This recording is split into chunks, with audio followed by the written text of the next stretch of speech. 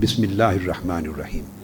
اللہ رب العزت کا شکر ہے جس کی توفیق سے ہم سب آج منہاج القرآن ویمن لیگ کے زیر اہتمام پیس گالا کے عنوان سے اس تقریب میں اور اس کنونشن میں شریک ہیں۔ جو پچھلے 5 سال میں نے پیس پر، ماڈریشن پر، Muslim and non Muslim relations پر، اسلام کے کانسیپٹس پر، لو پر، نان وائلنس پر، انٹیگریشن پر، پیسفل ریزولوشن آف کانفلکٹس پر، انٹر کمیونل ریلیشن شپس پر، انٹرنیشنل ریلیشنز پر، یہ 14 کتابیں میری انگلش میں ہیں جو صرف پیس اور کاؤنٹر ٹیررزم کے سبجیکٹ کو ڈیل کرتی ہیں، 14، اور 12 کے قریب کتابیں اردو میں ہیں، اور پھر 4 یا 5 والیوم سلیبس کے ہیں جو میں نے ورلڈ کو، پوری مسلم ورلڈ کو اور particularly western naan Muslim world کو اسلام کا کریکولم دیا ہے آن پیس، ڈی ریڈیکلائزیشن اور کاؤنٹر ٹیررزم پر۔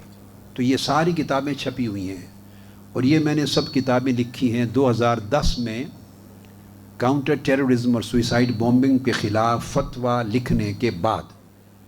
یہ 24 کتابیں صرف 5 سال میں پروڈیوس ہوئی ہیں، اور یہ جب میں اسلام آباد میں دھرنا تھا انقلاب مارچ کے بعد اور میں کنٹینر میں ہوتا تھا، تو اس دوران بھی دن کے کئی گھنٹوں میں میں ایک بہت بڑی سیاسی جد و جہد اور ایک بھرپور، آپ سمجھ لیں، سٹریسفل سچویشن کے باوجود اپنا تصنیف و تالیف کا سلسلہ کنٹینر میں بھی جاری رکھے ہوئے تھا۔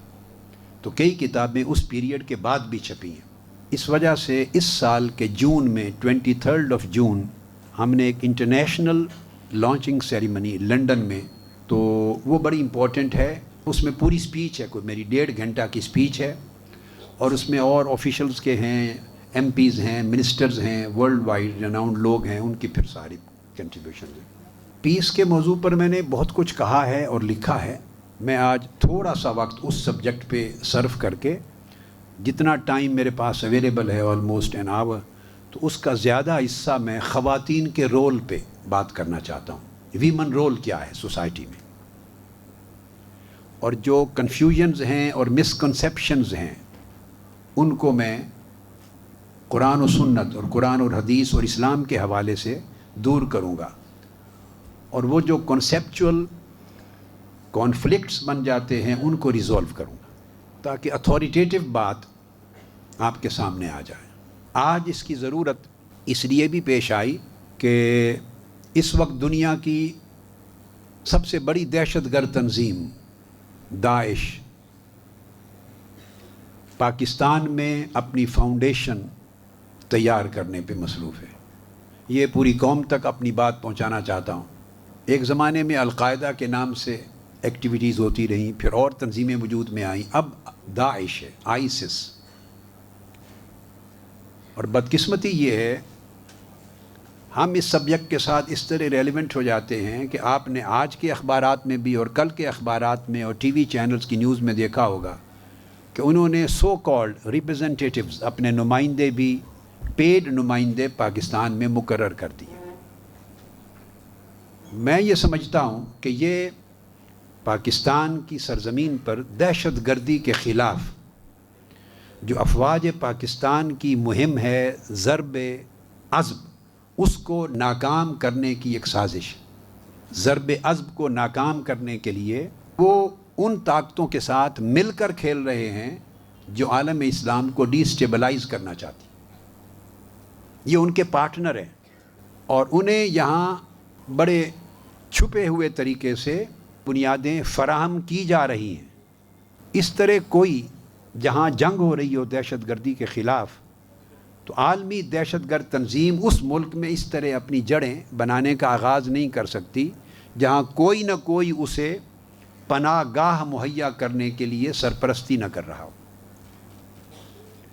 اور یہ سرپرستی جو ہو رہی ہے، یہ افواج پاکستان کی ضرب عزم کو ناکام کرنے کے لیے کہ وہ ادھر بھی الجھیں، کئی فرنٹ کھول دیے جائیں اور کافی سارے فرنٹ کھل جائیں تاکہ انہیں نہ اس فرنٹ پہ کامیابی ہو اور نہ ادھر کامیابی ہو، الٹیمیٹلی تنگ آ کر، پریشان ہو کر، اپنی ناکامی کا اعتراف کرتے ہوئے وہ ودڈرا کر لیں اس بار سے۔ یہ انہیں بالواسطہ تحفظ دینے کی ایک سازش ہے، اور یہاں پاکستان کی سرزمین کو گزشتہ 30 برس سے دہشت گردی کے لیے استعمال نہ صرف کیا جا رہا ہے بلکہ کروایا جا رہا ہے، اور اس میں حکمران طبقات کے تعلقات اور ان کے وسائل اور ان کا سرمایہ اور ان کے خیالات، ان کا پورا پورا دخل ہے، چونکہ ان کی اپنی سرگرمیاں حکمرانوں کی اس ملک میں وہ داعشانہ نوعیت کی ہے۔ ان کا اپنا کردار داعش کے کردار سے سیاسی سطح پہ مختلف نہیں ہے۔ جو کچھ 17 جون کو ماڈل ٹاؤن میں پچھلے سال حکمرانوں نے کیا، وہ داعش کی کسی انسانیت دشمن سرگرمی سے مختلف نہیں ہے۔ لہٰذا پوری قوم کو سر جوڑ کے سوچنا ہوگا کہ ہم اپنی سرزمین کو نہ صرف دہشت گردی سے پاک کرنے بلکہ امن کا گہوارہ بنانے کے لیے کیا رول پلے کر سکتے ہیں۔ یہ ذمہ داری صرف آرمڈ فورسز کی نہیں ہے، یہ پوری قوم کی ذمہ داری۔ ہم میں سے ہر ایک شخص اس ملک کو دہشت گردی سے پاک کرنے کے فریضے کا ذمہ دار ہے۔ یہ محبت کرنے والوں کی سرزمین ہے۔ کتنی بدقسمتی ہے کہ محبت کرنے والے لوگوں کی سرزمین آج اپنے خطہ زمین کو دہشت گردی سے پاک کرنے اور اگلی نئی دہشت گردی جو امپورٹ ہو کے آ رہی ہے اس سے اپنے آپ کو بچانے کی سوچ میں لگے ہوئے، اور دہشت گردی یہاں امپورٹ بھی ہو رہی ہے اور یہاں سے ایکسپورٹ بھی ہو رہی ہے۔ اس وقت چونکہ پیس گالا خواتین کا ایک ایونٹ ہے اور ہماری بہنیں اور ہماری بیٹیاں اس معاشرے کی بڑی معزز خواتین نمائندگان موجود ہیں، تو میں صرف اس اینگل پہ کنسنٹریٹ کروں گا کہ خواتین کیا رول پلے کر سکتی ہیں۔ اس کی سند ہمیں حضور علیہ الصلوۃ والسلام کے سنت سے اور قرآن مجید سے کیسے ملتی، اس کنسیپٹ کو میں کلیئر کروں گا۔ ادروائز جو اس کا ماڈرن ایسپیکٹ ہے، اس کا سیکولر ایسپیکٹ ہے، اس کا سوشل ایسپیکٹ ہے، اس کا پولیٹیکل ایسپیکٹ ہے، وہ آپ سے مخفی نہیں ہے۔ میں اس کو ریلیجس اور اسپریچول پوائنٹ آف ویو سے ایلیبوریٹ کروں گا کہ خواتین کا رول کتنا بڑا رول ہے۔ ذہن میں یہ بات رکھ لیں اس موضوع پر آنے سے قبل کہ حضور علیہ الصلوۃ والسلام کی پوری زندگی، حیات طیبہ اور آپ کی پوری سیرت و کردار وہ پیس بلڈر کا کردار ہے۔ یہ جو کتابیں آپ کے سامنے پڑھی ہیں انگلش کی، اب ان کا رخ چونکہ دوسری طرف ہے، آپ کی طرف ہے، تو مجھے فوری طور پہ سارے نام ذہن میں نہیں ہوں گے۔ فتویٰ ہے، ایک اہم ترین کتاب ہے جس پہ میں اس کتاب کو خود پڑھ کر اپنی کتاب کو، ایک تصنیف کو، اور اس کا ذکر کر کے ایک روحانی فرحت فیل کرتا ہوں۔ اور اگر مجھ سے کوئی پوچھے کہ آپ کی عمر بھر کی لکھی ہوئی کتابوں میں ایک کتاب بتا دیں، میری تو 500 کتابیں چھپ چکی ہیں اور میں نے 1000 تصانیف مکمل کی ہیں۔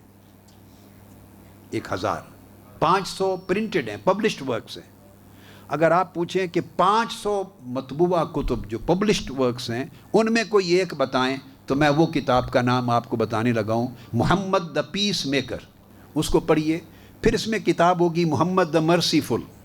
پھر اس میں ایک کتاب ہے جو پیس کے سبجیکٹ پر، ڈی ریڈیکلائزیشن پر، کاؤنٹر ٹیررزم پر، اسلام کا ویو پوائنٹ ایلیبوریٹ کرنے پر، وہ ہے اسلام آن مرسی اینڈ کمپیشن۔ پھر ایک کتاب ہے اسلام آن لو اینڈ نان وائلنس۔ یہ اس زمانے میں دنیا کے کسی خطے سے، عرب، عجم، ایسٹ اور ویسٹ سے، کسی مسلم اسکالر اور آتھر نے اس سبجیکٹ پہ امت کو یہ چیزیں مہیا نہیں کیں۔ یہ اعزاز صرف منہاج القرآن کو میسر ہوا ہے۔ یہ ذخیرہ علم اور اتنی کنسیپچول کلیئرٹی اور اتنا کلیئر کٹ بڑا واضح میسج اور ویژن، یہ صرف اس جگہ سے انسانیت کو ملا ہے۔ باقی ہر کوئی ifs اور بٹس میں کنفیوزڈ تھا اور کنفیوزڈ ہے۔ پھر ایک کتاب پڑھی ہے اوپر، دا سپریم جہاد۔ اس سبجیکٹ پر اتنی جامع کتاب 1200 سال کی ہماری ہسٹری میں پہلی بار آئی ہے۔ پھر اس کے بعد یہ محمد دا مرسیفل میں نے آپ کو بتائی. پھر اگلی کتاب ہے relations of Muslims and non Muslims. علامہ ابن القیم کے بعد 700 سال کے بعد اسلامک ہسٹری کی یہ پہلی کتاب پھر آئی ہے.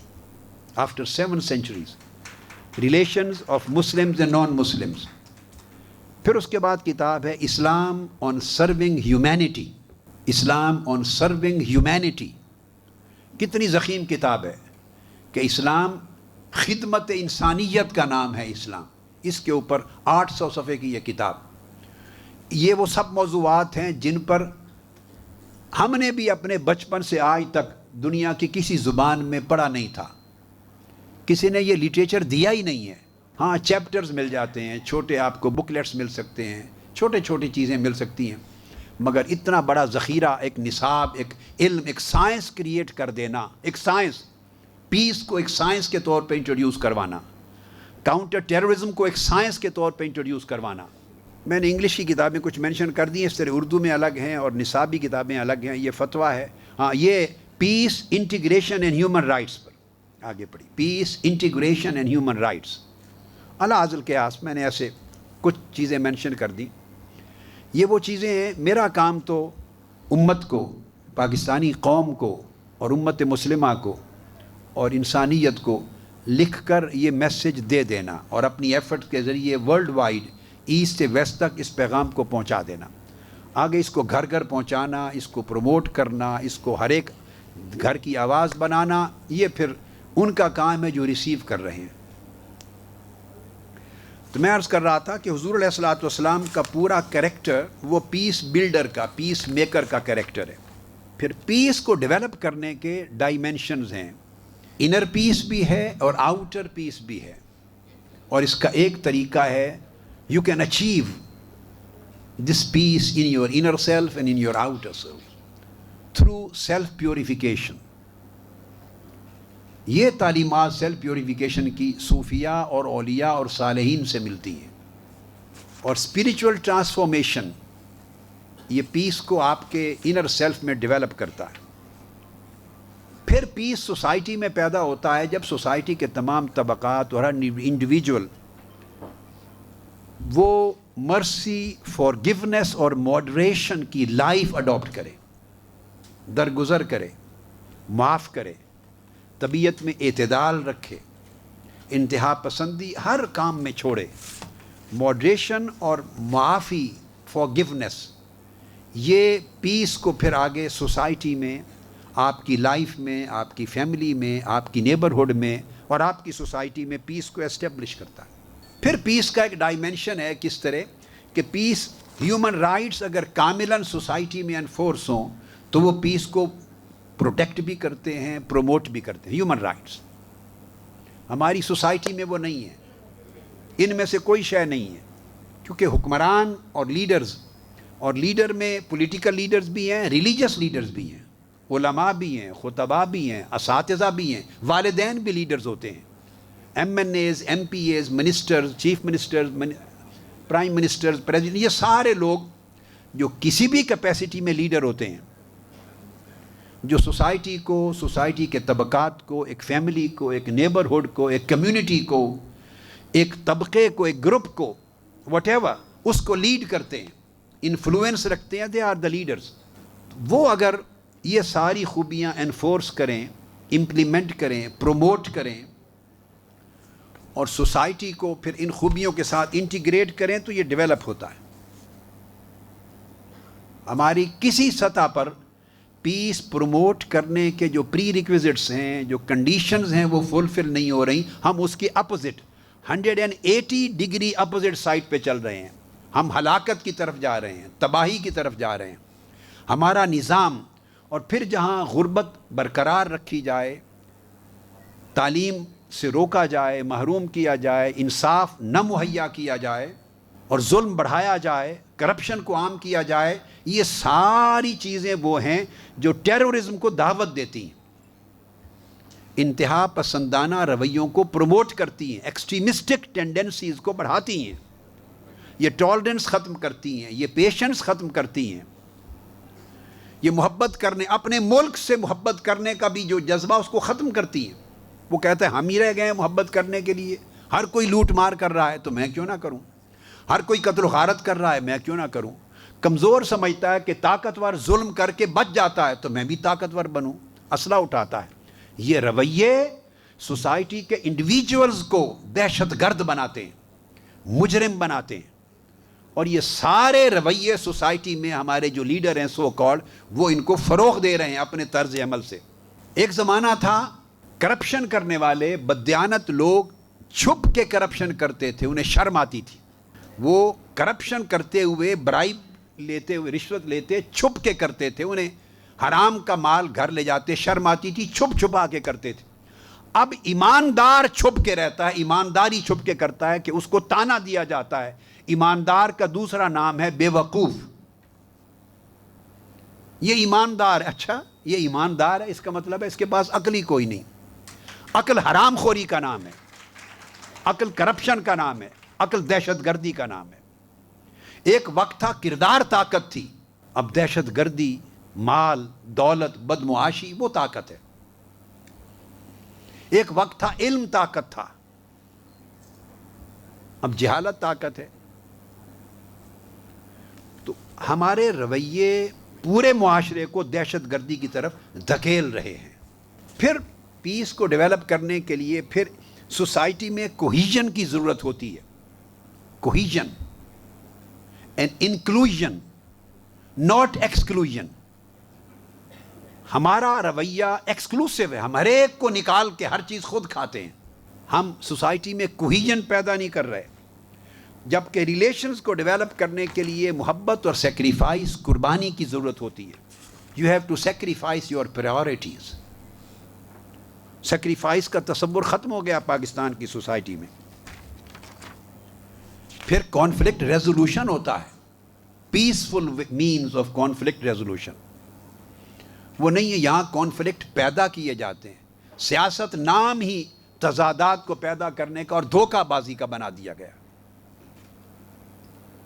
پھر پیس پیدا ہوتا ہے تھرو چیریٹی اینڈ بینیولنس، دوسرے پر احسان کرنا، بھلائی کرنا، اپنا حق چھوڑ کے اپنا حق بھی دوسرے کو دے دینا. یہ طرز عمل، یہ بیہیویئر سوسائٹی کو پیسفل بناتا ہے. پھر پیس کا ایک طریقہ ہے انٹیگریشن. آپ طبقات کو، چھوٹے چھوٹے گروپس کو، فیملیز کو، نیبرہڈز کو، کمیونٹیز کو انٹیگریٹ کرتے ہیں. انٹیگریٹ کرنے کے لیے you need to have a vision. ہم ڈس انٹیگریٹ کر رہے ہیں چونکہ ویژن لیس لوگ لیڈر ہیں.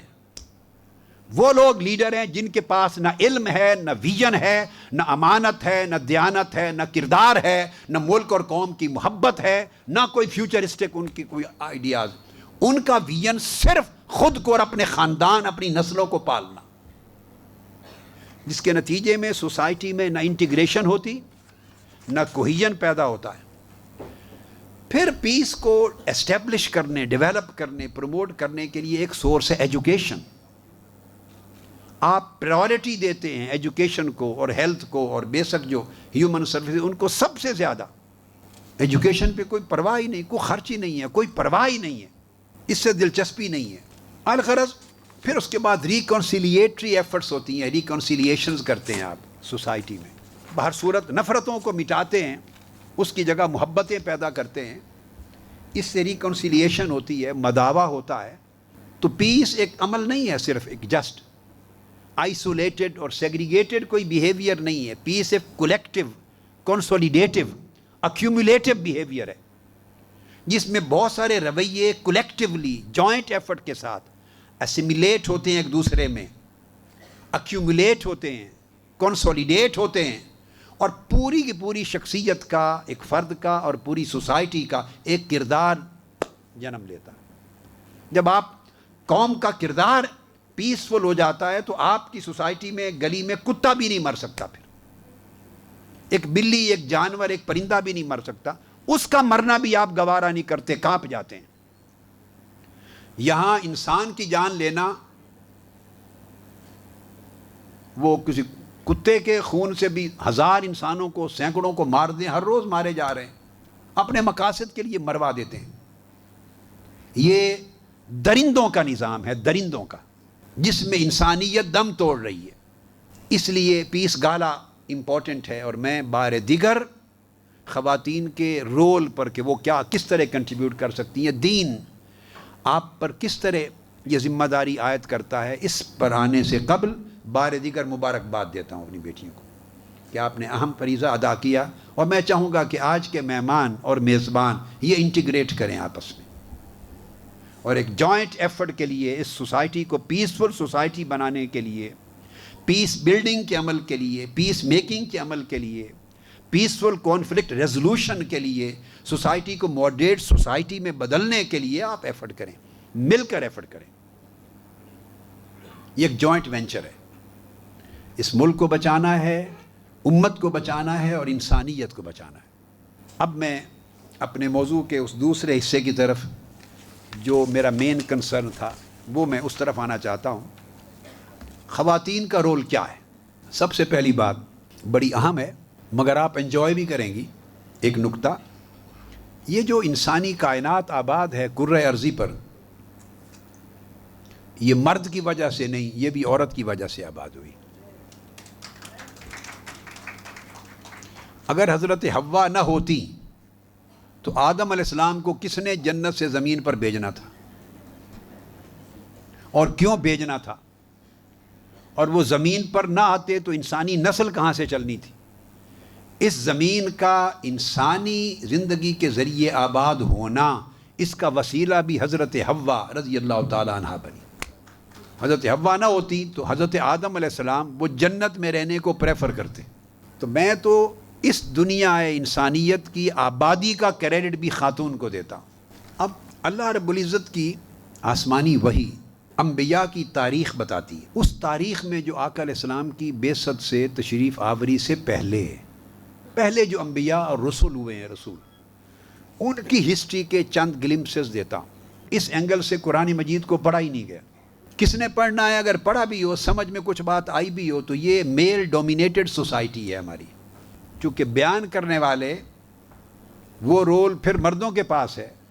جہاں عورت کا رول ہائی لائٹ ہوگا، وہ چیزیں یا انہیں نظر ہی نہیں آئیں گی، اگر نظر آئیں گی تو انہیں بیان نہیں کیا جائے گا۔ سیدنا نوح علیہ السلام، ان کا ذکر قرآن مجید میں آتا ہے سورہ ہود میں، اور اللہ رب العزت نے جب انہیں فرمایا، جب کفر، ظلم، تعدی، انکار حق کا یہ سب بہت بڑھ گیا، تو اللہ رب العزت نے فرمایا، آپ جانتی ہیں کہ وہ ایک کشتی تیار کی۔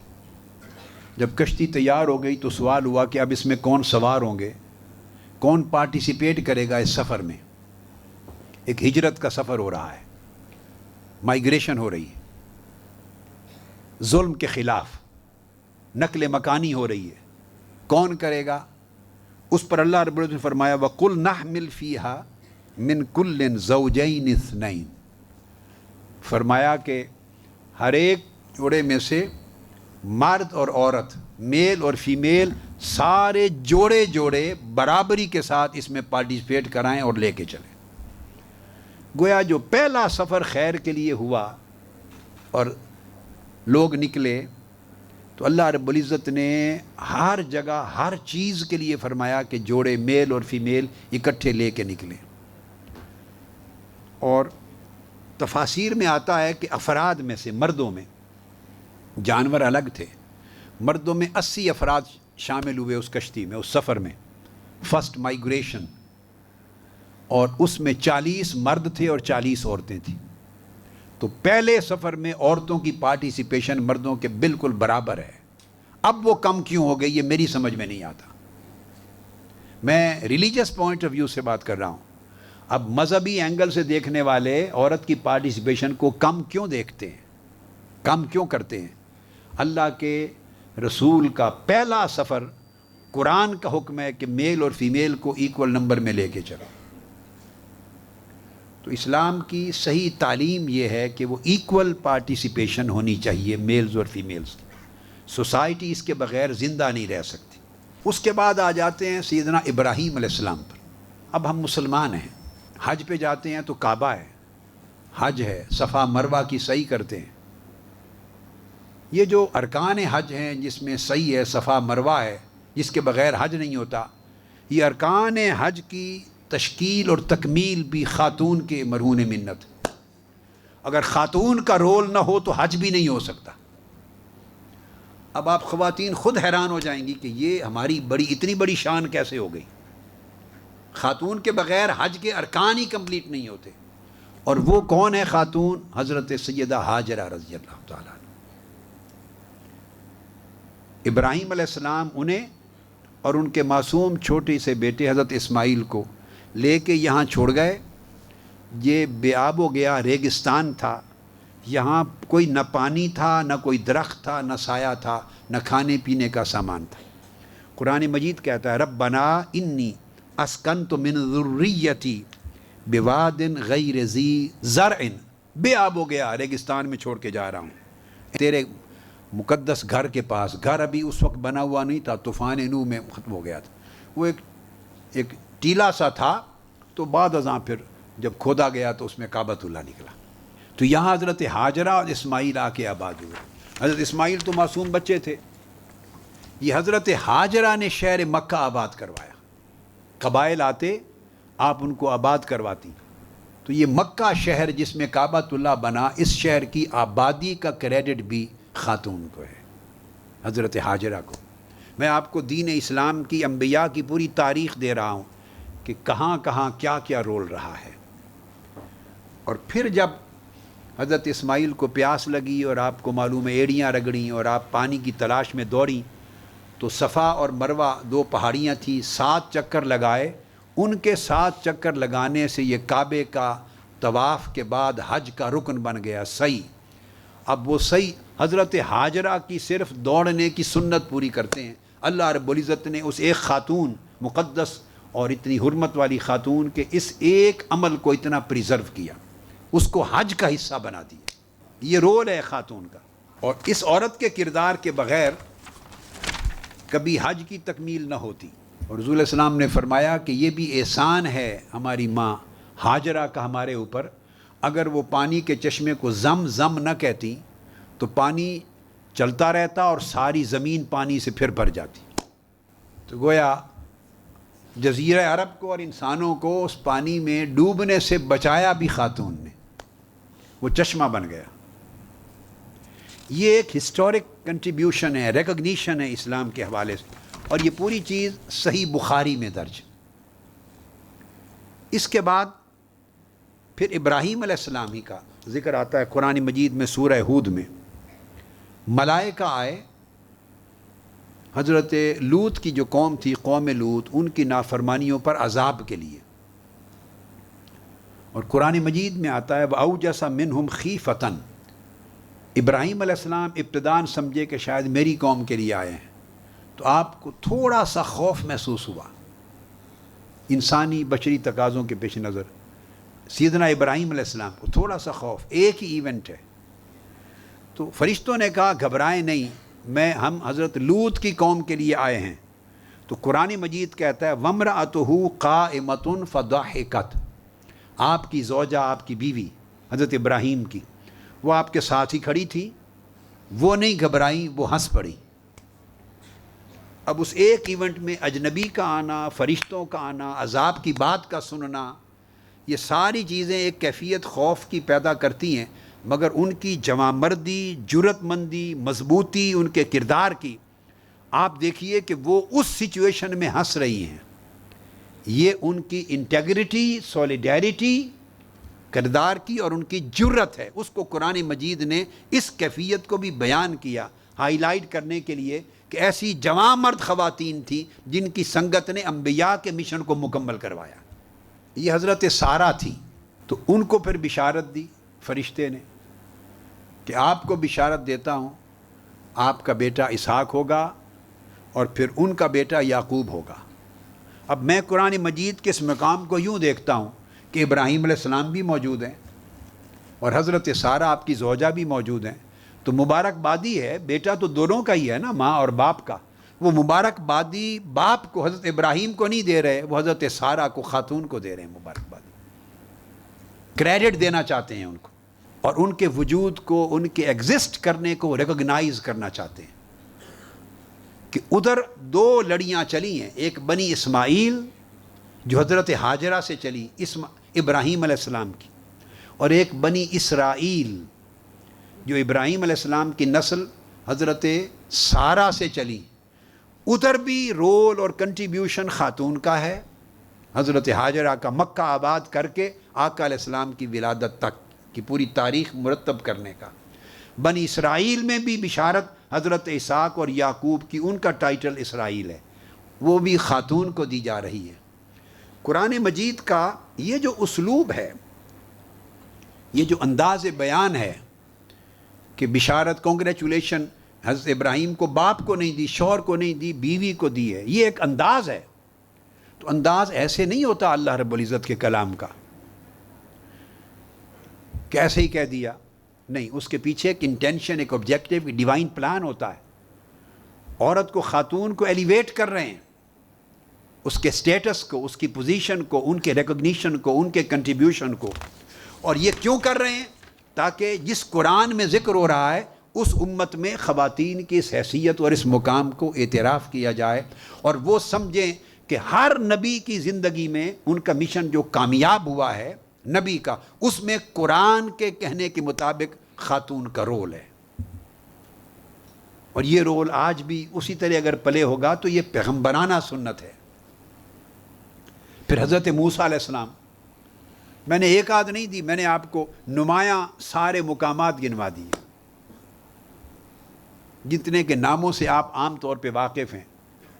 حضرت موسیٰ علیہ السلام جب پیدا ہوئے ہیں تو چھوٹے بچے ہیں،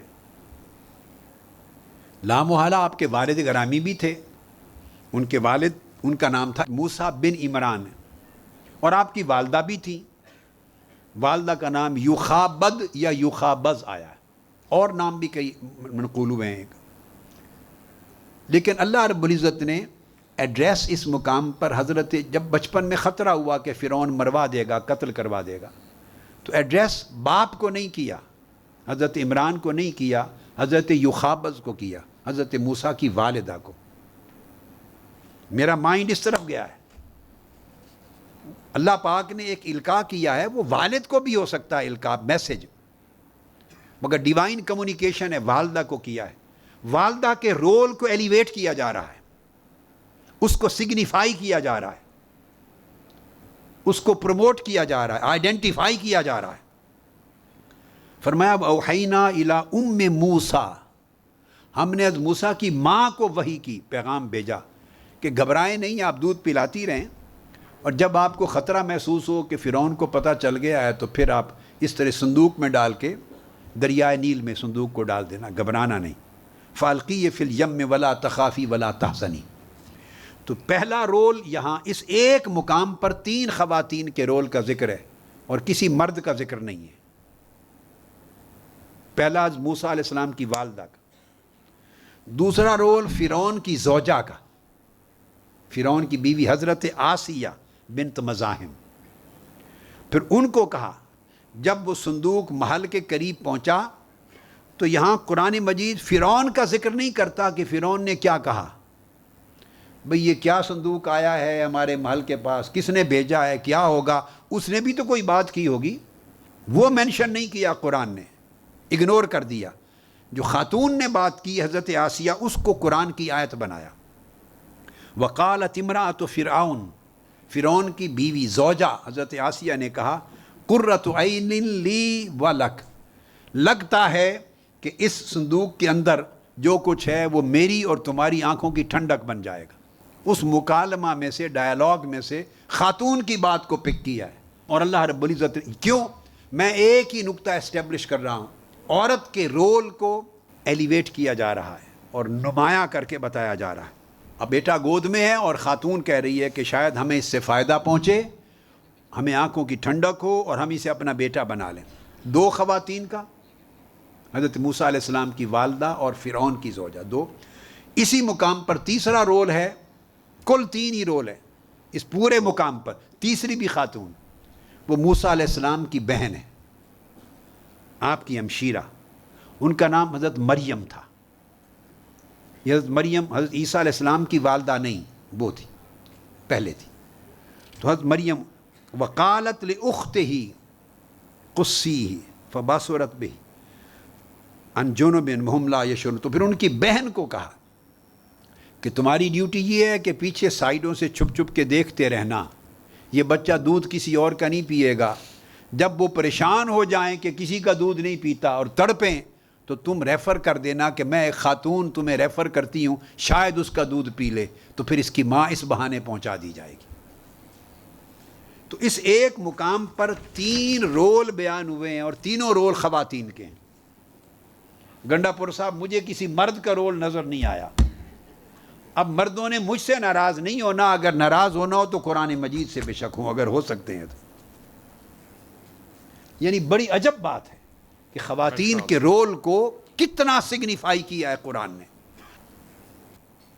پھر حضرت شعیب کی بات آتی ہے، جب موسیٰ علیہ السلام مصر سے گئے ہیں اور کچھ عرصہ پناہ لینے کے لیے، حفاظت کے لیے، تو چشمے پہ پہنچے ہیں جہاں ہجوم تھا، پانی پلایا جا رہا ہے جانوروں کو، اور پانی بھر بھر کے لوگ لے جا رہے ہیں۔ وہاں ذکر آیا ہے موسیٰ علیہ السلام کی اسائلم کر رہے ہیں، اسائلم پناہ لے رہے ہیں، وہاں بھی 2 خواتین کا ذکر آیا ہے۔ شعیب علیہ السلام سے پہلے ان کی بیٹیاں وہ کھڑی ہیں پانی بھرنے کے لیے، یہ پوچھتے ہیں ان بیٹیوں سے کہ آپ کیوں نہیں بھرتی؟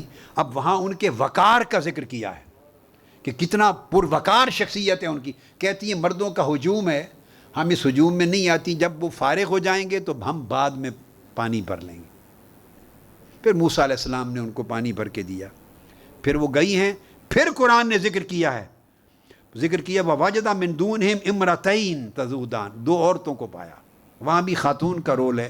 یعنی موسیٰ علیہ السلام کو اسائلم کی جگہ پر لے کر گئی، پناہ دلوائی ہے، اور پھر انوائٹ کرنے والی بھی وہ بہنیں ہیں والے سے ذکر کر کے، اور پھر ان کا زیرک ہونا، ان کی پروڈنس، ان کی انٹیلیجنس، ان کی کامن سینس، اس کا ذکر کرتی ہیں کہ موسیٰ علیہ السلام کے رویے سے وہ دیکھ کر کہتی ہیں کہ ہمیں بڑا پرہیزگار اور نیک اور صالح انسان لگتا ہے۔ وہ ان کو پھر لے گئیں۔ تو موسیٰ علیہ السلام کے باب میں ذکر آیا، پھر عیسیٰ علیہ السلام آ جاتے، اور ان کے تو والد تھے نہیں، لہٰذا پورا رول سارا عیسیٰ علیہ السلام کی والدہ حضرت مریم کا آتا ہے۔ اب آپ دیکھ لیجیے، اور یہاں ویمن کا جو سٹیٹس ہے، سٹیٹس ایلیویشن کے لیے ایک بات اور بہت شاندار کہہ دوں، Sheikh Rashid Al Mazrouei from UAE is sitting here. I hope he will not mind, but this is Quranic matter. قرآن مجید کی 114 صورتیں ہیں، ان میں 2 صورتیں عورت کو، خاتون کے نام پر نام رکھے گئے ہیں، ایک سورہ النساء اور ایک سورہ مریم، باقی رہ گئی 112 صورتوں میں ایک صورت بھی مرد کے نام پہ نہیں رکھی گئی۔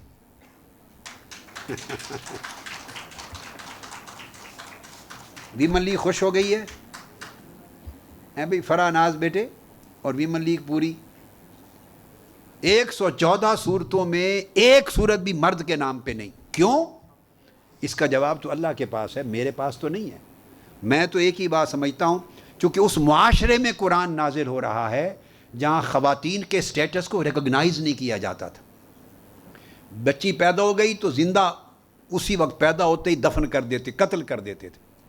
عورت وراثت کا مال تھی، اس کے رائٹ نہیں تھے، ہیومن بینگز نہیں تھی، ایکویلٹی آف سٹیٹس نہیں تھا، اس کے لیے لاز نہیں تھے۔ چونکہ ایسی سوسائٹی تھی، وہاں ضرورت تھی کہ اللہ رب العزت حضور علیہ السلام پر جو وحی اتاریں تو وحی کو مرکوز کریں، ایمفسائز کریں عورت کے سٹیٹس کو، عورت کی عزت کو، عورت کے احترام کو، عورت کے رول کو، عورت کے کردار کو، عورت کے کنٹریبیوشن کو اتنا ہائی لائٹ کریں کہ سوسائٹی کا مائنڈ سیٹ بدل جائے اور ان کی جو روایات ہیں سوچ کی وہ تبدیل ہو جائے۔ مجھے تو یہ بات سمجھ میں آئی ہے، کوئی صورت النساء کے ساتھ الرجال کے نام پہ نہیں ہے، کوئی مریم کے ساتھ کسی اور مرد کے نام پر یا رجل کے نام پر نہیں۔ ہاں سورہ الانسان ہے، انسان تو سب کے لیے برابر ہے، وہ پیغمبر ہے، میں نے پیغمبر کو ایکسکلوڈ کر دیا ہے۔ انبیاء بھی ہے، سورہ انبیاء بھی ہے، جب نبی ہیں تو نبی کو ایکسکلوڈ کر دیا، اس کو ہم مرد اور عورت کے کمپیریزن میں نہیں لاتے۔ اللہ پاک نے جو انبیاء بھیجے ہیں وہ ان کا میٹر ہے۔ آل عمران فیملی کو کہتے ہیں، جس میں بیٹے اور بیٹیاں، عمران کے نام پر نہیں ہے، آل عمران فیملی، بیٹے بیٹیاں سارے شامل ہیں۔ ایسے میرے کان پہ تھوڑی سی آواز آئی، پتہ نہیں میں صحیح سنا یا نہیں سنا۔ جی صحیح سنا ہے۔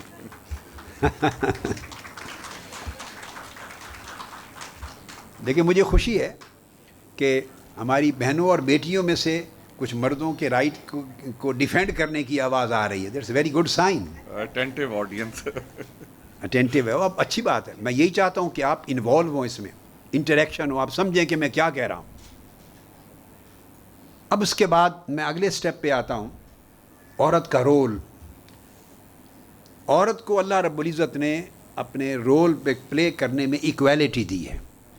میں ہمیشہ یہ کہتا ہوں، آج سے نہیں، آپ میں سے چند بہنیں ایسی ہوں گی جنہوں نے 1980s میں جب فہم القرآن آتا تھا پی ٹی وی پر، تو اس زمانے میرے لیکچر سنے ہوں گے، اور جو بیٹیاں ہیں ینگ ایج کی، تو انہوں نے تو وہ زمانہ پایا نہیں، ان کو پتہ نہیں ہے۔ 80s میں جب 8-9 سال تک جب فہم القرآن پر جب میں پہلی بار انٹروڈیوس ہوا پاکستانی قوم کے لیے، سمجھیں، تو میرے آتے تھے، جنہوں نے وہ سنے ہیں ان کو پتہ ہوگا کہ جو آج کہہ رہا ہوں یہی میں 81-82 میں کہتا تھا۔ آج سے 35 سال قبل میری تھاٹ یہی تھی۔ میں ہمیشہ تسلسل کے ساتھ اس فکر کا پرچار کیا۔ میں نے قرآن مجید نے نہ صرف ایکول پارٹیسپیشن کی بات کی ہے بلکہ ایکویلٹی دی ہے۔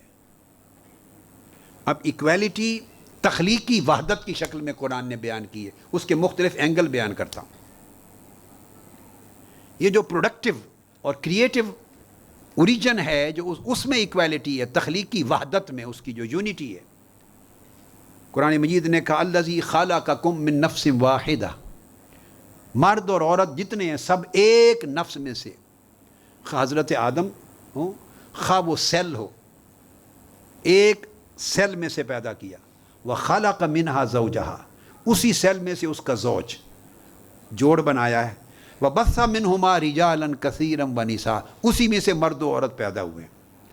تو اوریجن کے اعتبار سے چونکہ ایک وحدت سے نکلے ہیں دونوں، لہٰذا میں ان کو کم و بیش تصور کرنے کا انکاری ہوں۔ میں کم اور زیادہ نہیں مانتا، چونکہ ان کی اوریجن ایک ہے، لہٰذا اللہ رب العزت نے ان کے لیے ان کو ایکول کیپیبلٹیز اور ایکول پارٹیسپیشن کی ایبلٹیز اور ایکول ان کی رسپانسبلٹیز اور ایکول ان کا رول اللہ رب العزت نے بنایا ہے، ایک اصل سے پیدا کیا۔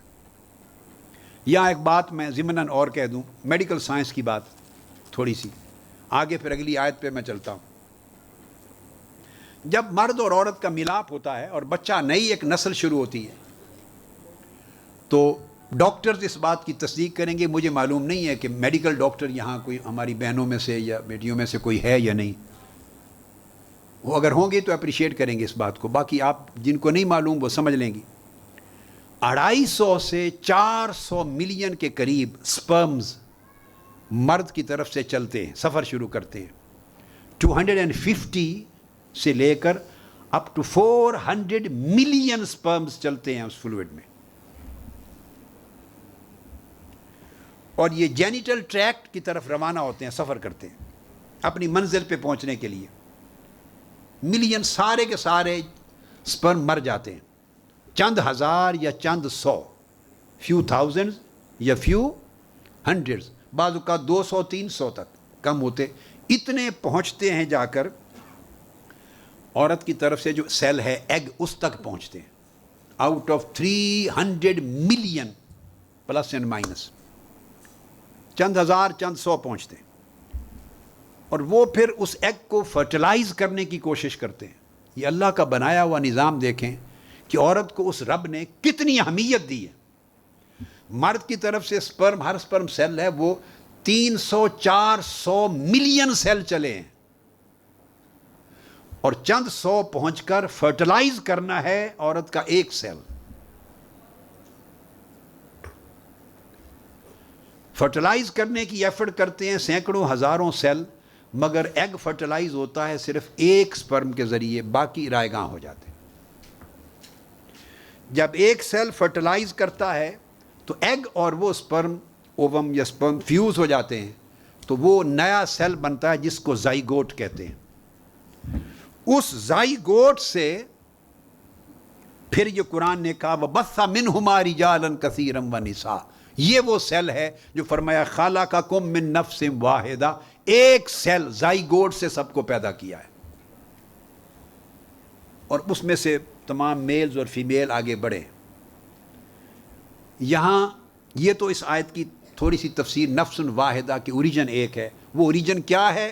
نفس واحدہ، اس کا نام ہے زائگوٹ، جو دونوں کے فرٹیلائز ہونے کے بعد وجود میں آتا ہے۔ یہاں ایک بات لطیفے کی کہہ دوں، مگر وہ بھی سائنٹیفک ہے۔ ہمارے یہاں کلچر ہے، فیملیز میں بہت برا کلچر ہے، اللہ پاک ہمیں بچائے۔ شادی ہوتی ہے، سال آ سال گزر جاتے ہیں، بیٹیوں پہ بیٹیاں پیدا ہوتی جاتی ہیں۔ اگر بیٹا پیدا نہ ہو تو ماں باپ اصرار کرتے ہیں، شوہر اصرار کرتا ہے، جی میرے بیوی سے بیٹا نہیں ہو رہا، شادی اور کر لیتے ہیں۔ میں اس کو انتہائی ظلم اور جہالت کی بات سمجھتا ہوں۔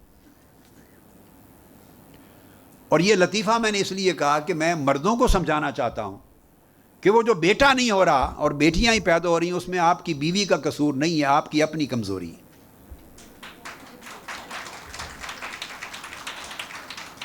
آپ ایک نہیں 10 بیویاں کر دیں گے، اگر بیٹا مقدر ہے تو اسی سے ہو جائے گا، اگر نہیں ہے تو 10 بیویاں یکے بعد دیگرے بھی کرتے رہیں تو نہیں ہوگا۔ اس لیے کہ سپرم، یہ ان کے ساتھ پھر سیکس سیلز بھی ہوتے ہیں، سیکس کروموسومز ہوتے ہیں، سیکس کروموسومز۔ عورت کے پاس بھی 2 ہوتے ہیں کروموسومز، اور ان کو ایکس کہتے ہیں، اور دونوں ایکس ہوتے ہیں، ایکس 2 ایکسز ہوتے ہیں۔ مرد کے 2 کروموسوم سیکس کروموسوم ہوتے ہیں، ایک ایکس اور ایک وائی۔ اگر تو عورت کا ایگ فرٹیلائز ہو جائے مرد کے ایکس سے، ادھر بھی دونوں ایکس ہیں، عورت کی طرف وائی نہیں ہے، صرف ایکس ہیں دونوں۔ مرد کے پاس ایکس بھی ہے، وائی بھی، اگر ایکس سے فرٹیلائز ہو جائے تو بیٹی پیدا ہوگی، چونکہ پہلے ادھر بھی ایکس تھا تو اس کا بھی ایکس مل گیا، بیٹی ہوگی۔ اگر مرد کا وائی طاقتور ہے، وائی، اور وائی فرٹیلائز کر دے تو وائی اور ایکس مل جائیں تو پھر بیٹا پیدا ہوگا۔ مجھ سے چند دن پہلے کینیڈا میں سفر کے دوران کسی نے پوچھا کہ یہ بیٹیاں پیدا ہوتی ہیں، بیٹا کیوں نہیں پیدا ہوتا؟ ایک مولانا صاحب ہیں، ان کی بیٹیاں، تو ان کو پرابلم تھا کیوں نہیں پیدا ہوتا۔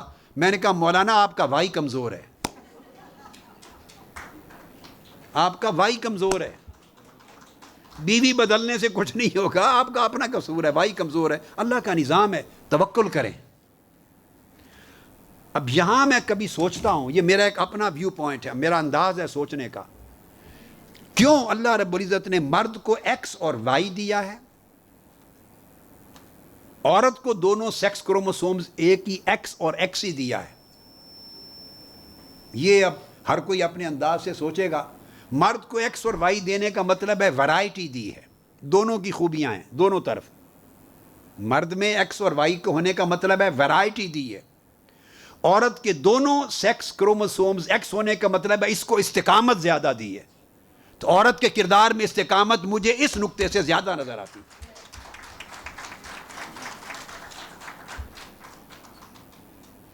عورتیں قربانی زیادہ دے سکتی ہیں، جوان مردی سے کھڑا زیادہ ہو سکتی ہیں، اور ہم نے یقین جانیے لانگ مارچ بھی جب کیا تھا 2013 جنوری میں، اور یہ دھرنا بھی ہوا انقلاب مارچ جب 2014 کا، تو ٹھیک ہے مرد بڑے لڑے اور بہت کچھ ہوا، مگر سیکیورٹی کی جو قربانیاں میری بیٹیاں اور خواتین نے دی تھی مرد تصور بھی نہیں کر سکتا۔ یہ اللہ رب العزت نے ان بلٹ استقامت رکھی ہے عورت کے اندر۔ اس سوسائٹی کو ہمیں چاہیے کہ ہم ایسا ماحول پیدا کریں کہ اللہ رب العزت کی تخلیقی خوبی جو اس نے عورت کے وجود میں رکھی ہے اسے یوٹیلائز کر کے اس سوسائٹی کو بہتر بنانے میں عورت اپنا رول پلے کرنے کے لیے کھل سکے، اس کو مواقع میسر ہو سکے۔ ہم اس کو صرف کھانا بنانے اور بریانی اور گوشت اور پلاؤ بنانے کے لیے بنا کے رکھا ہے، اور کچن دھونے اور کپڑے دھونے اور گھر کے دیکھ بھال کرنے اور بچوں کے کپڑے استری کرنے اور اسکول پہنچانے کے لیے رکھا ہوا ہے۔ یہ تو قرآن اور حدیث نے کہیں عورت کے فرائض و واجبات میں یہ چیزیں بیان نہیں کی۔ میں ہمیشہ کہتا ہوں عورت اگر یہ کام کرتی ہے تو مرد پر احسان کرتی ہے، ورنہ وہ اپنے وسائل، وہ ذمہ دار ہے ان چیزوں کی فیسلٹیز پرووائڈ کرنے کا، وہ اور ملازم رکھ لے، عورت کی شرعی ذمہ داریوں میں سے نہیں ہے۔ شرعی ذمہ داریوں میں سے نہیں ہے. اس لیے جب آقا علیہ السلام ازدواجی زندگی میں گھریلو کام ہوتے تو خود اپنے ہاتھوں سے ازواج مطہرات کا ہاتھ بٹاتے تھے، یہ بتانے کے لیے کہ یہ جو کر رہی ہیں یہ احسان کر رہی ہیں، میں اس میں شریک ہو رہا ہوں.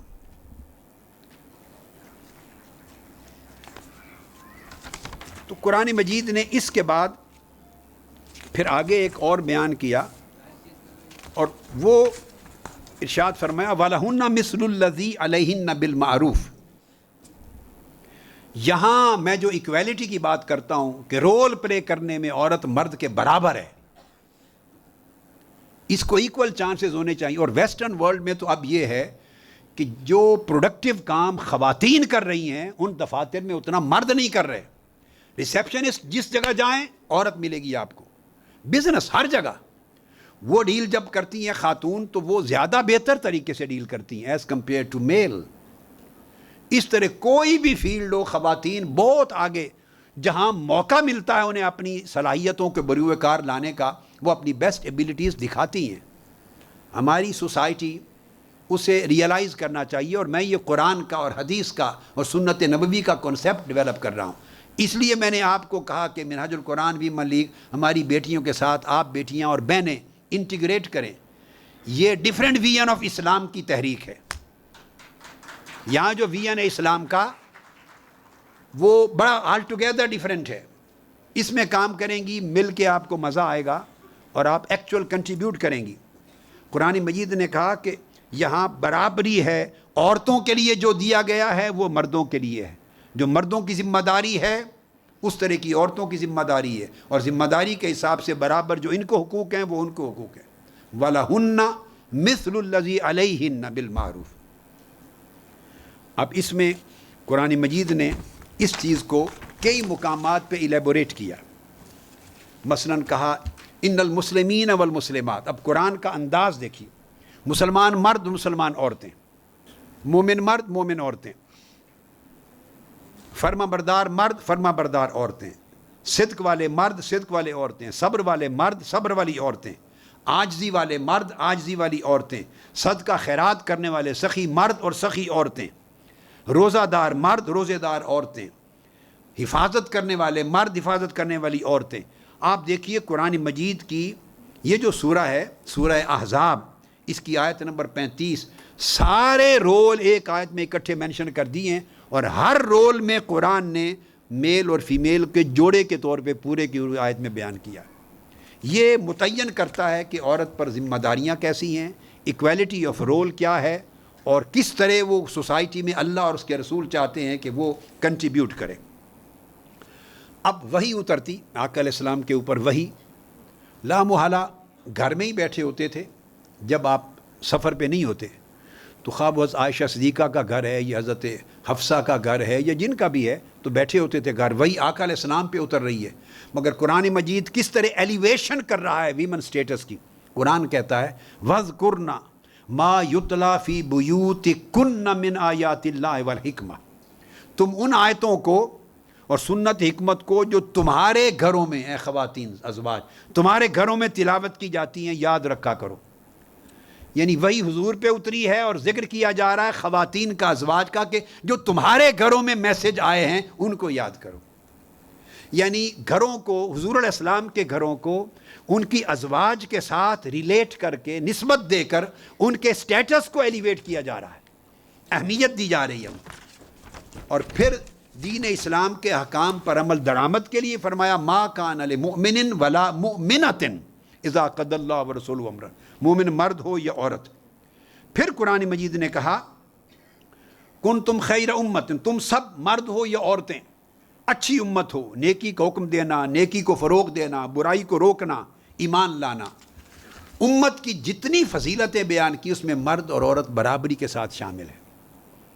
دلیلیں دو ہیں، ایک وہ فضائل امت کے ہیں تو امت مردوں کی صرف نہیں ہے عورتوں کی بھی ہے، اور دوسرا فرمایا وَتُؤْمِنُونَ بِاللَّهِ، اللہ پر ایمان لانے والے ہو تو ایمان عورتوں پر بھی اسی طرح فرض ہے جیسے مردوں پر ایکول. تو گویا تمام فضائل جو امت کے آئے عورتیں ان کے ساتھ اسی طرح بہرہ یاب ہیں جس طرح مرد.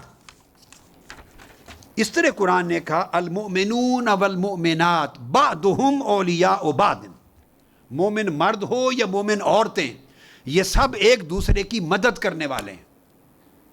اب گویا سوسائٹی جو میوچول کوآپریشن سے چلتی ہے، کوآرڈینیشن سے چلتی ہے، ایک مشترکہ ایکٹیویٹیز سے چلتی ہے اور کنسولیڈیٹیو ایفرٹس کے ساتھ چلتی ہے، اس میں فرمایا مرد اور عورتیں برابر باہمی تعاون کے ساتھ اس امت کے فرائض کو ادا کرنے والے ہیں۔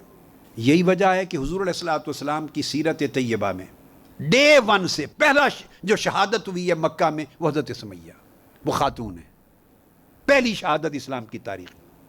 جب عقبہ میں بیعت کی ہے آقا علیہ السلام مکہ میں تھے، ہجرت مدینہ سے پہلے جو وفد آیا، جن کو ایجوکیٹر اور ٹرینر بنا کے بھیجا اور میسج آف پیس دے کر بھیجا مدینہ میں تاکہ فضا ہموار کریں پیس کو پروموٹ کرنے کی، اس وفد میں بھی خواتین شامل ہیں جو آقا علیہ السلام سے بیعت کر کے آپ سے تعلیم لے کر گئیں۔ جب جہاد ہوتے تو جہاد کی سٹرگل میں عورتیں شریک ہوتی، غزوات میں شریک ہوتی، سفر میں شریک ہوتی، حضر میں شریک ہوتی۔ مسجد نبوی جو مسجد تھی وہ آج کی مسجد کا کنسیپٹ نہیں تھا، وہ ریلیجس اور اسپریچول سینٹر بھی تھا، وہ سوشل اور پولیٹیکل ایکٹیویٹیز کا سینٹر بھی تھا، وہ ڈیفنس کی ایکٹیویٹیز کا سینٹر بھی تھا، وہ کلچرل ایکٹیویٹیز کا سینٹر بھی تھا، وہ اسکول کالج یونیورسٹی کی ایکٹیویٹیز کا سینٹر بھی تھا۔ اس وقت مسجد ہیڈ کوارٹر تھا سوسائٹی کی ہر قسم کی ایکٹیویٹیز کا، اور رات دن خواتین کے لیے دروازہ کھلا رہتا۔ اور آقا علیہ السلام نے فرمایا خبردار کوئی شخص خواتین کو میرے اس مرکز پہ آنے سے منع نہ کرے۔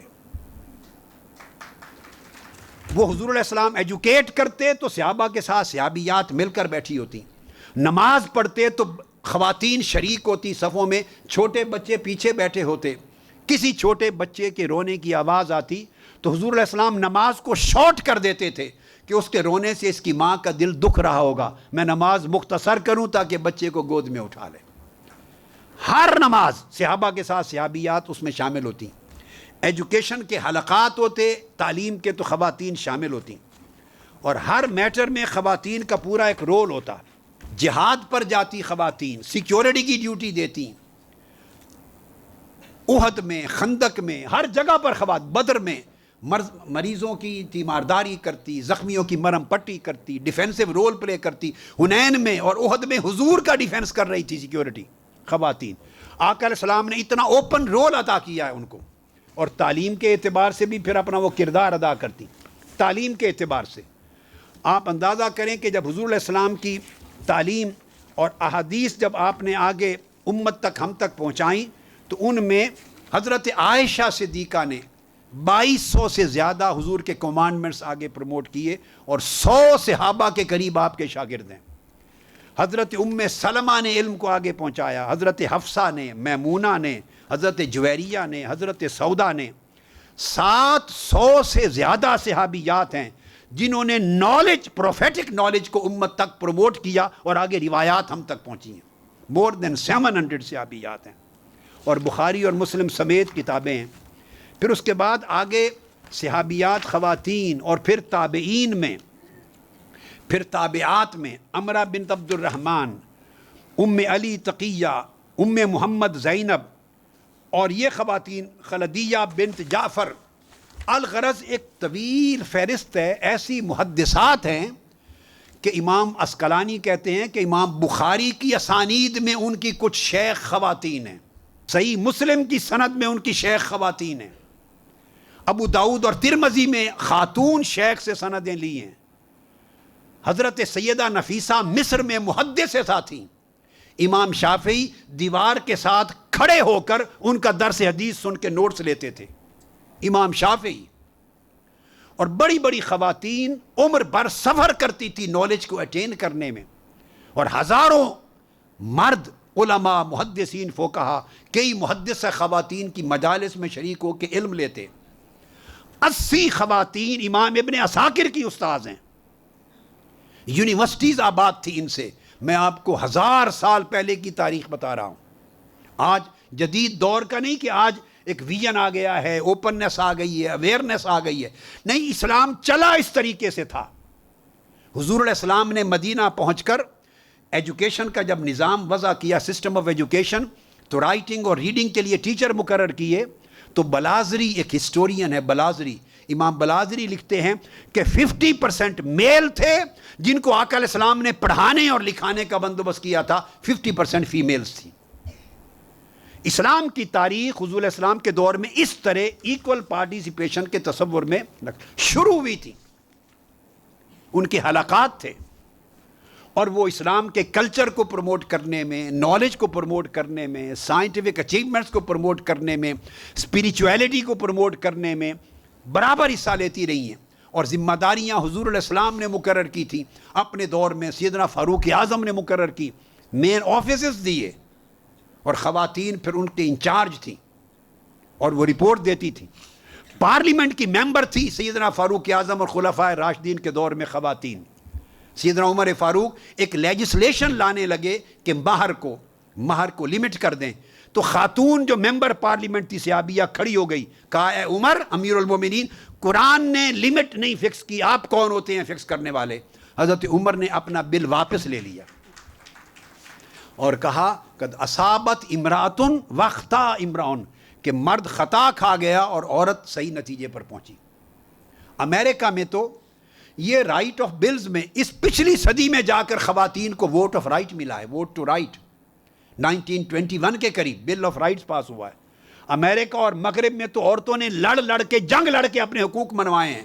یہ مغربی دنیا آج جو عالم اسلام کو تانا دیتے ہیں، آج پچھلی صدی تک وہ عورت کو رائٹ آف ووٹ نہیں دیتے تھے، اور 1400 سال قبل مدینہ کی پارلیمنٹ میں، آقا علیہ السلام کی پارلیمنٹ میں عورتیں ممبر آف پارلیمنٹ تھی، وہ اپنا رول پلے کر رہی تھی، گائیڈنگ رول۔ آج ہماری یہ آرزو ہے، میری یہ خواہش ہے کہ آج خواتین اسی طرح اپنا رول، ہسٹورک رول پلے کریں، ٹارچ بیئررز بنیں، لیڈرز بنیں، اور اس کاز کو، اس فکر کو لے کے، ویژن کو لے کے آگے بڑھیں، اور ایفرٹس کریں جوائنٹ منہاج القرآن ویمن لیگ کے ساتھ آپ مل کر، اور جہاں جہاں پاسبل ہو اس میسج کو پہنچائیں، وزٹ کریں سیکریٹریٹ کو، جڑیں، ایکٹیویٹیز میں حصہ لیں، پارٹ اینڈ پارسل بنیں اس پورے سفر کا، تاکہ ایک اس سطح کے اوپر پوری اویئرنیس کے ساتھ اور ایک اعلیٰ ویژن کے ساتھ ہماری مائیں، بہنیں اور بیٹیاں اس سوسائٹی میں پیس کو پروموٹ کرنے اور ملک اور قوم اور انسانیت کو دہشت گردی سے بچانے میں اور اگلی نسلوں کو سنوارنے میں پہلے سے بھی بہتر رول پلے کر سکیں۔ میں بار دیگر آپ کو مبارکباد دیتا ہوں اس انتظام پر، اور تمام جو شرکت کرنے والے ہماری بہنیں اور بیٹیاں ہیں ان کو مبارکباد دیتا ہوں، اور آرگنائزرز کو، کہ اللہ رب العزت اس شمع کو جلائے رکھے اور آگے پہنچائے۔ شکریہ، والسلام علیکم ورحمۃ اللہ۔